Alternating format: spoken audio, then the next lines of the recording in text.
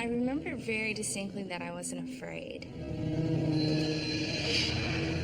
You know, for being 5 and having a strange man standing up near my bedroom, it didn't scare me at all. I remember feeling like he was trying to tell me something.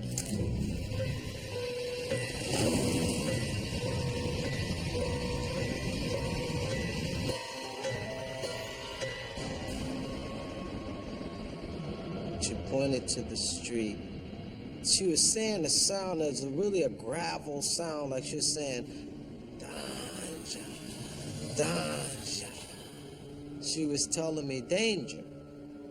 And I found out why later on.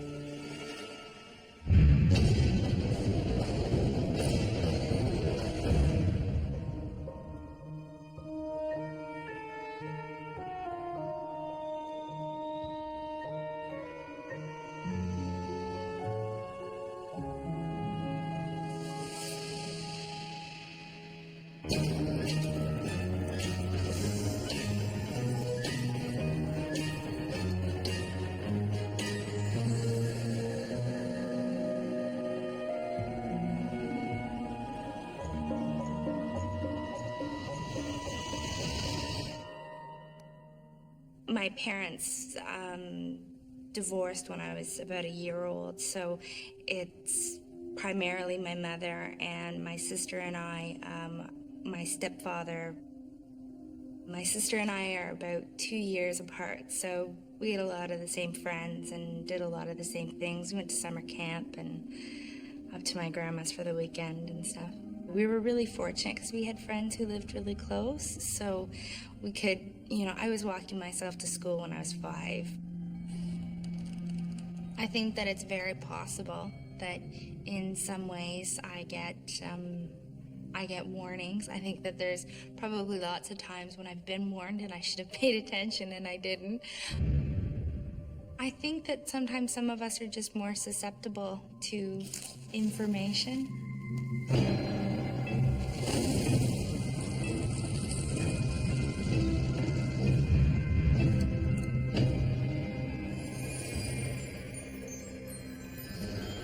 Bold black graphics against a bright yellow background. They alert us to sharp turns, steep hills, winding roads. They're traffic warning signs, and they make driving a lot safer. Life, though, isn't a highway. But wouldn't it be nice if it had signs tipping us off about impending danger? And wouldn't it be nicer still if they were delivered by spirits that care deeply for us?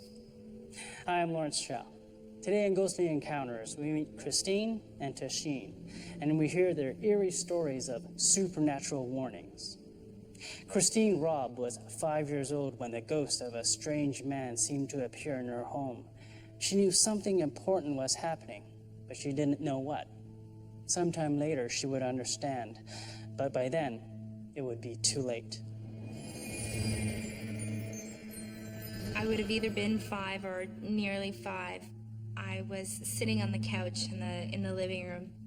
If you sat on the sofa, you could look just off to your left and you'd see the stairs going up to the bedrooms. So I looked up and there was somebody standing at the top of the stairs.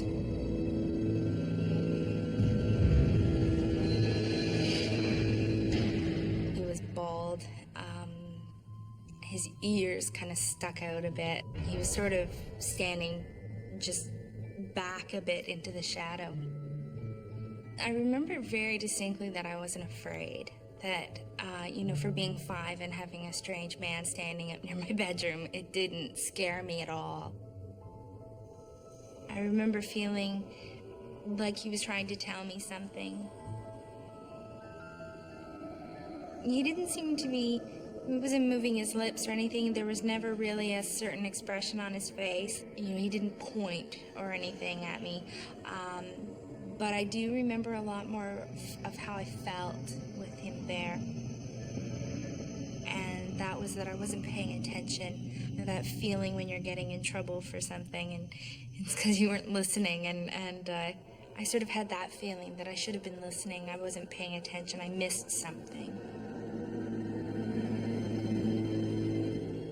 he was there for a minute, and then he was gone.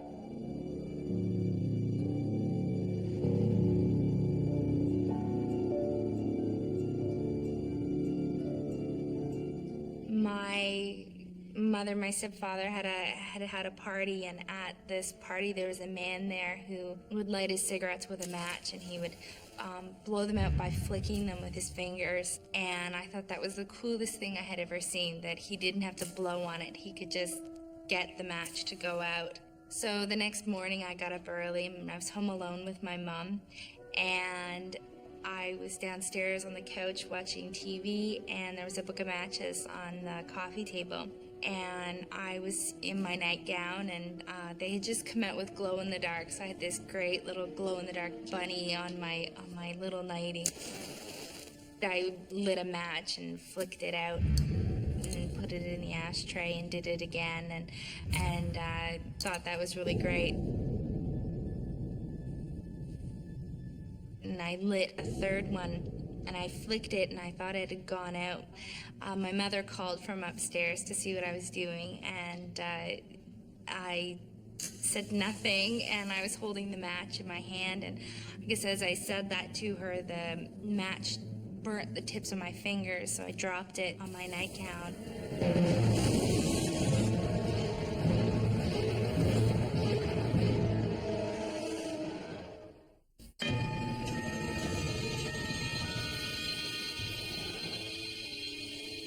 When I dropped the match on my nightgown, I didn't cry, I didn't scream, I didn't do anything. I just thought, I'm in big trouble. So I grabbed the sides of it that weren't burning, and I pulled it away from myself to stop it from burning me.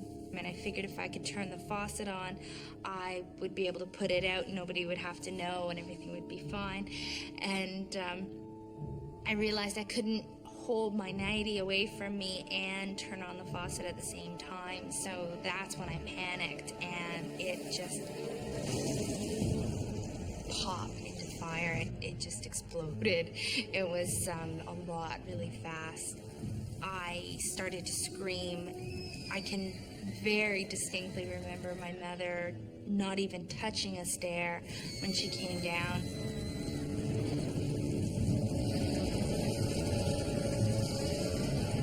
Even now, my mom says, you know that sound when your child is dying. You know that sound. That's not, I fell and cut myself. That's awful sound.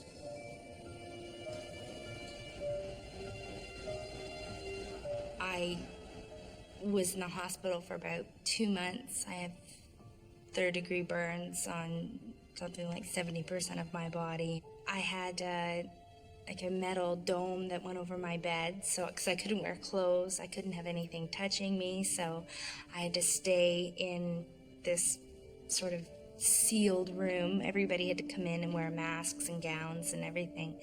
I blamed my mother because she was home alone with me, so every time she'd come to see me, I would scream at her that it was her fault. I was here, she burned me, she did this. If it wasn't for her, I wouldn't be here. She tried to kill me, and I was awful. It was really hard for her.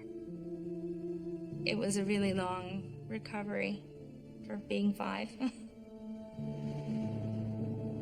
I remember being home, and it was so hard being home because it was getting hot outside, and I had to wear long pants and long sleeve shirts because of my burns. I couldn't let any sun get on them. I spent a lot of time in the house, and I was in a lot of pain, and it was really uncomfortable, and it was so boring. So I was sitting on the couch again, and I think probably feeling pretty sorry for myself.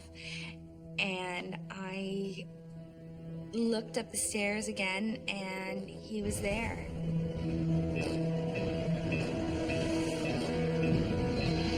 I looked up the stairs again, and he was there.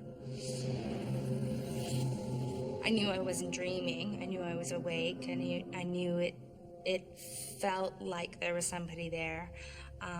I didn't feel like I was pretending or imagining. And this time he stepped he did step a bit forward so that I could get a better look at him.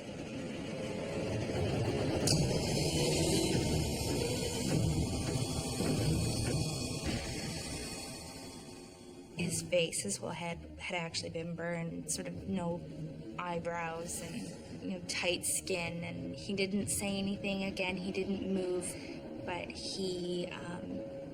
it's much more impressions and feelings than anything. I remember feeling just that it was my own fault. I should have listened. He was trying to tell me in the first place. Had I paid attention, this wouldn't have happened to me. I think he knew what was going to happen. I think he knew that something bad was going to happen to me, and I think he tried to tell me. I do very distinctly remember feeling sort of comforted, though, at the end, that,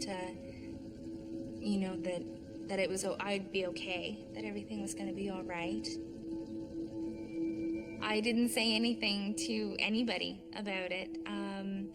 We lived in a house that, the kids were kids and the adults were adults, and nary the two shall meet. So, they did their thing and we did our thing, and we didn't talk about stuff like that. And I'm sure even if I did, it would have been absolutely my imagination. I was 5, so, and I had just been through a trauma. So for me to see somebody in the house who was burned was probably pretty natural to them to feel that I had imagined it.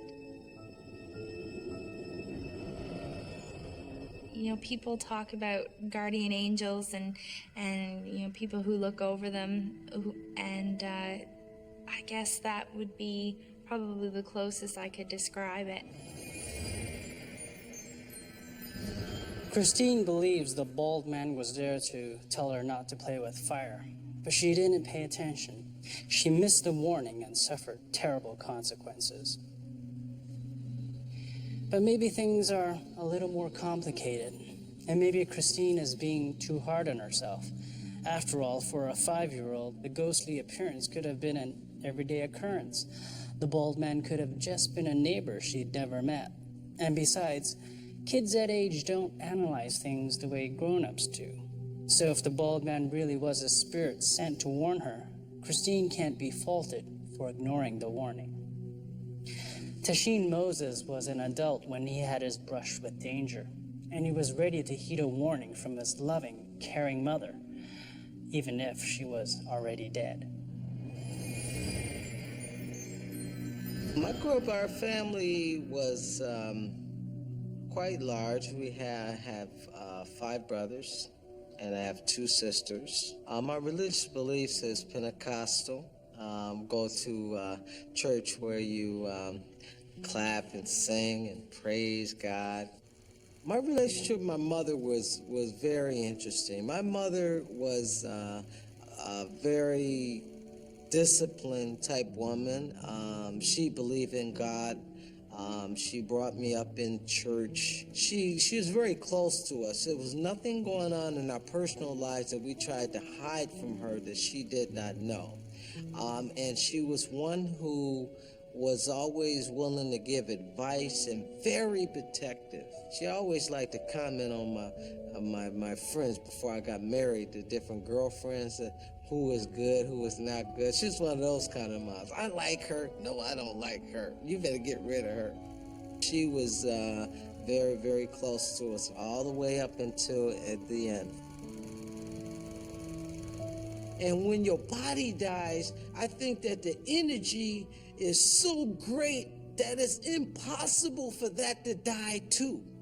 You know what I mean? So I feel like the skeptics better wake up and smell the coffee, because spirits are true, they're real, and they're very much here with us today. As long as they're alive, mothers worry about their children and try to warn them of danger. But Tasheen says his mom was special, because as far as he's concerned, she was able to protect him years after her death. My mother passed away natural causes. She had a stroke. I was heartbroken to a degree that I couldn't even explain, because my mom, I loved her so much. I made so much plans. My career had just started taking off. I had started making preparations to have her have a better life. And then she passed suddenly and couldn't share the success with me, and it hurt me really, really bad. So I really was going through a really bad emotional state. We had her cremated at her request. She always said that, that she didn't want to just put all that money into the ground and so forth. And I keep her remains with me at my home.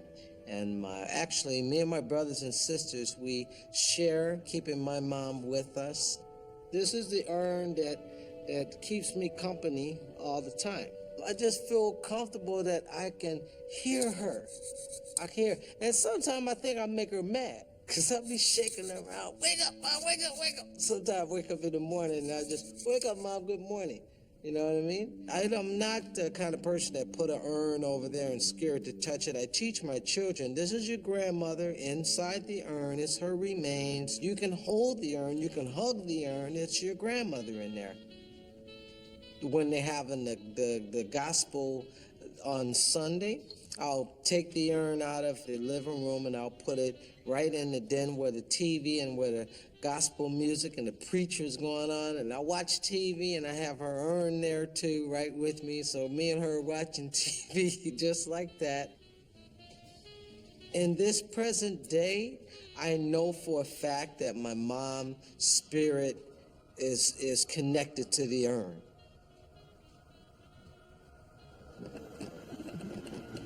There's different things that happen in my house while I have the urn, and I feel comfortable very much with it.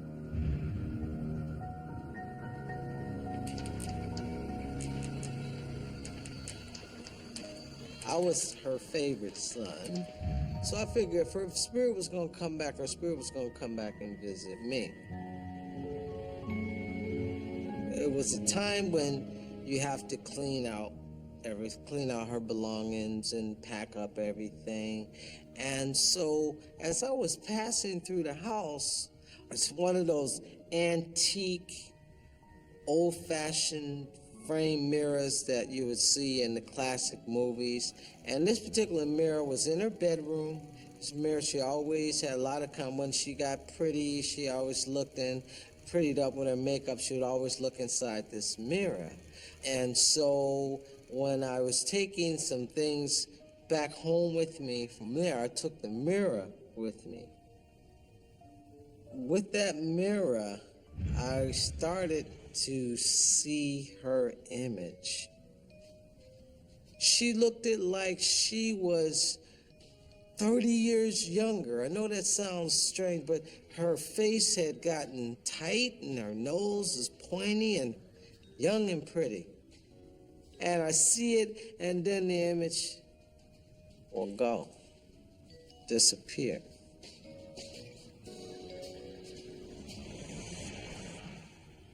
After I got comfortable with the fact that that my mom's spirit was there, I would just talk, but I'll say what I say. I love you, Mom. I know you're here. There was one occasion where I was laying down, watching television. I kind of dozing off a little bit. And then, I heard a noise, at the door. And I figure that maybe some debris, it's kind of windy, something knocking at the door. So I look at the door.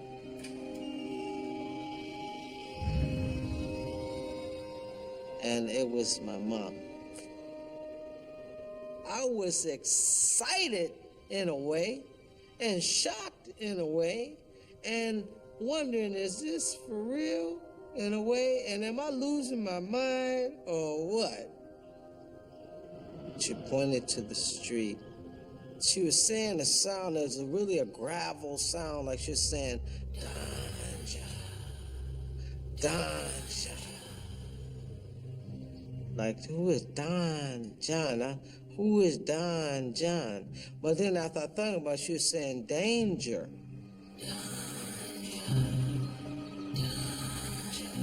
It seemed like it lasted for 20 minutes or more, but in reality, the experience lasted about 30 seconds.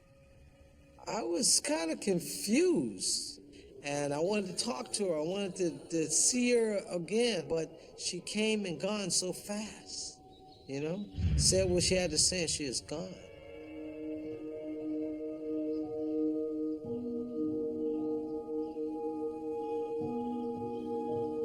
She was telling me danger, and I found out why later on.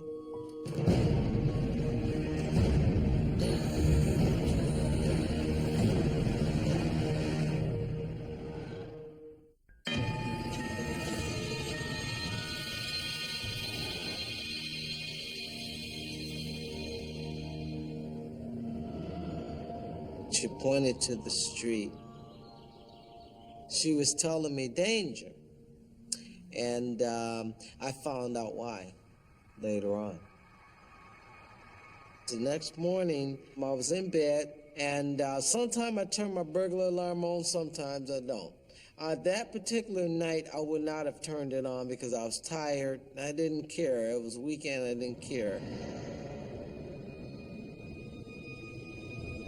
I hear like tools. I hear like metal to metal. Like I hear like somebody scratching putty out of the window pane, like scratch, scratch, scratch, scratch. You know, somebody's trying to take the window pane out of the frame.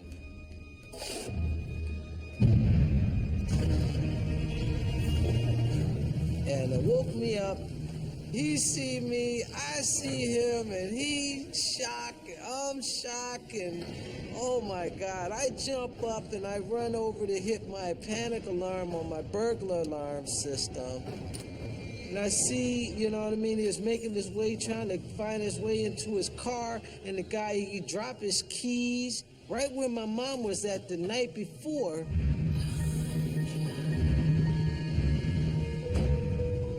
And I was able to get a good description of the guy, and we were able to catch the guy. He had actually burglarized 3 homes in that neighborhood within that recent 6 months.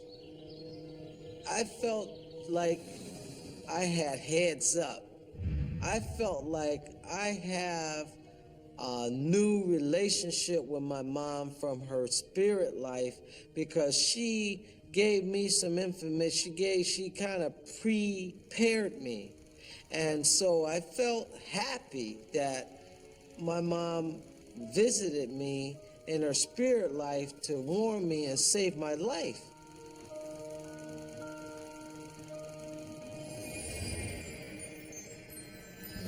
Tasheen believes his mother warned him of the burglary and is pleased that she continues to protect him after her death. Christine thinks the bald man was trying to warn her and found his presence strangely comforting. To David Reed, our theological consultant, these experiences connect to a belief in providence or divine care and guidance. It often involves warnings of danger, and it's usually seen in the form of guardian angels. That's how Christine describes the bald man, and Tasheen certainly wouldn't object to calling his mother his guardian angel. I don't think that there's any pearly gates. I don't think we die and then there's this magical place that we go to. And yet I do think that there are sometimes places and people that are unsettled and can't move on. He didn't frighten me. He just, in a odd sort of way, it just was really comforting. So I think that was all he was there for. What I think of my mom right now, I think my mom is so wonderful because she was not selfish. She did not go into her spirit life and leave us. She came back, and she's making sure that she protects us. So I feel very comfortable that my mom is with us today.